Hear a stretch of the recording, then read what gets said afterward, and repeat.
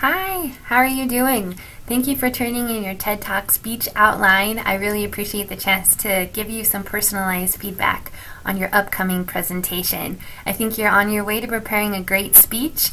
Your audience, the three lucky people you're going to have in the room when you present, they are so lucky. I think they're going to learn a lot about communication. You're going to give them some really good skills and hopefully create a really wonderful experience for your audience. So to start, I will give you feedback regarding your introduction, body, and conclusion. But before I kind of jump in, I wanted to apologize for having those dates wrong. I meant to update the file. I thought I had, but I clicked on the wrong one. So I apologize. I hope it wasn't confusing for you. And based off of how you completed the handout, it sounds like you've done a great job. So it looks like it wasn't too bad. But I wanted to apologize. For your introduction, you have a creative attention getter, a purpose statement, and a preview of your three main ideas. So your attention getter is you're asking your audience about what makes a personal relationship. And I think this is a great way to start your speech. I'm curious about if you're wanting the audience to actually answer your questions, or if you're going to use them just kind of as rhetorical questions where you ask them to encourage their thinking about it, but don't really expect them to respond. So think about that as you present, as you kind of prepare your speech, because it'll affect how much time you leave at the start of your speech, and kind of test your skills to respond if you do decide to have them have a conversation, to respond on the fly and then still kind of coordinate that and focus your ideas back to your purpose statement. So good idea. Your purpose statement is wonderful, simple, straightforward, and it will help your audience know what to focus on, how to listen to the rest of your speech. And we know that listening is super important, and when we give a speech, it's a lot different than writing a paper, because your audience really only has the one time to hear your ideas, and you want to be sure to be super organized and really clear with the flow. That way it doesn't cause any miscommunication. And one way to do that is to tell your audience what you're going to say it, and then remind them what they just said. And that reminder, that summary of your main ideas and your conclusion is really important, because not only does it give a sense of closure to your audience, but it also, that repetition will help them to remember your ideas, so hopefully they can act on them and integrate them within their life. The body of your presentation, you clearly have your three main ideas.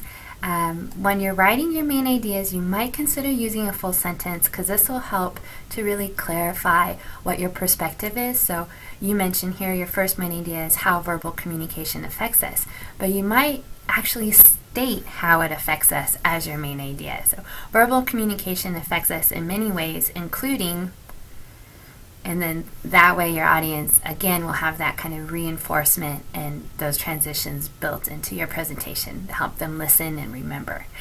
Your supporting material looks great. You have a variety of ideas, and they're clearly organized and clearly support the particular main idea that you'll be talking about.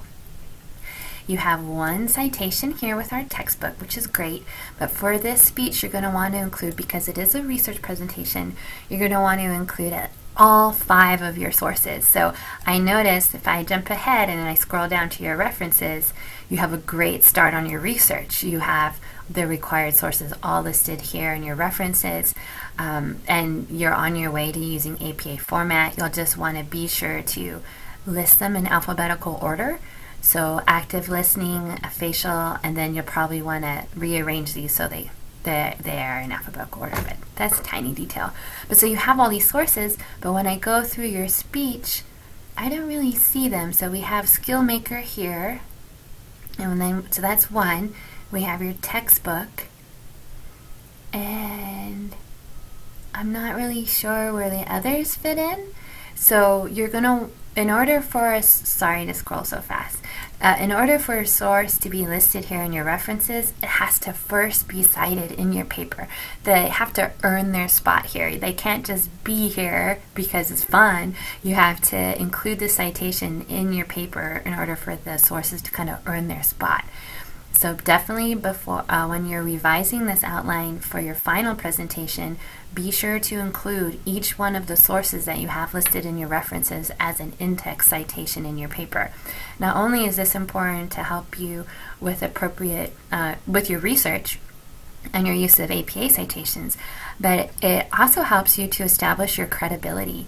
So by saying your sources and recognizing how your ideas connect to the ideas of other scholars, especially communication scholars, that'll help your audience to see you as trustworthy and an honorable source of information.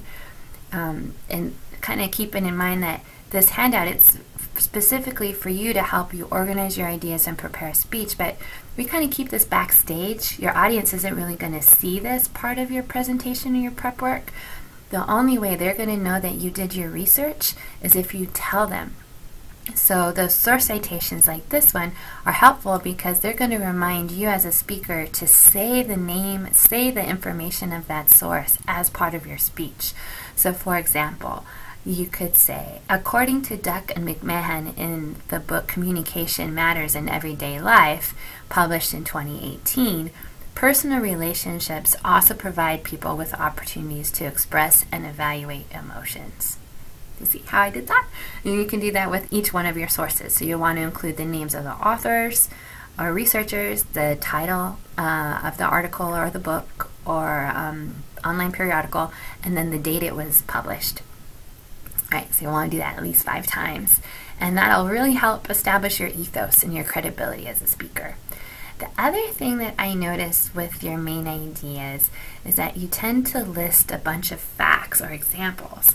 Now, your speech is going to be about 5 to 7 minutes long, so in order to really elaborate on your ideas and to talk for that amount of time on this topic, you might want to think about including a greater variety of supporting materials. So just listing facts is useful, but really good speakers tell stories and they engage their audience. So think about if there's any personal stories you could include, or case studies, or examples of people using these communication skills or concepts. That way your audience can not only learn the name for these concepts, but also how they're applied in our daily lives. And this is also a chance for you to incorporate some of your personality into your speech. So think about what your sense of humor is, what your personal style is, and kind of include some supporting materials that will engage your audience and make it your own. For example, when you're talking about nonverbal communication, you could ask your audience to make a happy facial expression or make a confused facial expression. Kind of get them involved and engaged with your topic. Since they're going to be there in the room with you, this is a nice way to show that they're a valuable part of this communication situation. All right, so your conclusion, you have the 3 elements. So you have a nice summary of each of your main ideas. And again, it's repetitive, I know, but it's helpful to help and will help your audience to remember your ideas. You reinforce your purpose statement, which is outstanding. And then for your clincher, I think your clincher works, but you might, between now and when you present, think about a way you can end on a more creative note. So I like that you're asking your audience to take a minute and think about how to consciously develop a friendship or consciously develop their relationship. I think that's great. And this could work. This works. But knowing you, I think you could probably take it to the next level because you're such a great student and you're really creative. So think about, and if something occurs to you, you might consider kind of tweaking this a little bit. If not, don't worry about it. Don't stress about it. But just kind of, I'm as a coach kind of encouraging you to think about a way to take that to the next level. And I've already chatted with you about your sources, so again, thumbs up, great research. Just remember to list those sources in alphabetical order, and then, but your APA format looks great otherwise. All right, so in conclusion, I've given you some personal feedback for your introduction, the body, and the conclusion. And just really, I think my main recommendations would be to smooth out your transitions, consider writing your main ideas as full sentences, include a greater variety of supporting material, and really integrate the research into your presentation, being sure to mention all 5 of the sources you have in your references and word it in such a way that it'll help you to remember to say those sources out loud when you're presenting. And I think this is going to be a great presentation. I'm really excited about it. I'm curious to know about what presentation aids you plan to use. So for this assignment, you will need to use 2, and usually speakers use a PowerPoint and a handout. That's kind of the go-to. You by no means need to use this combination. You can be much more creative. You could include props.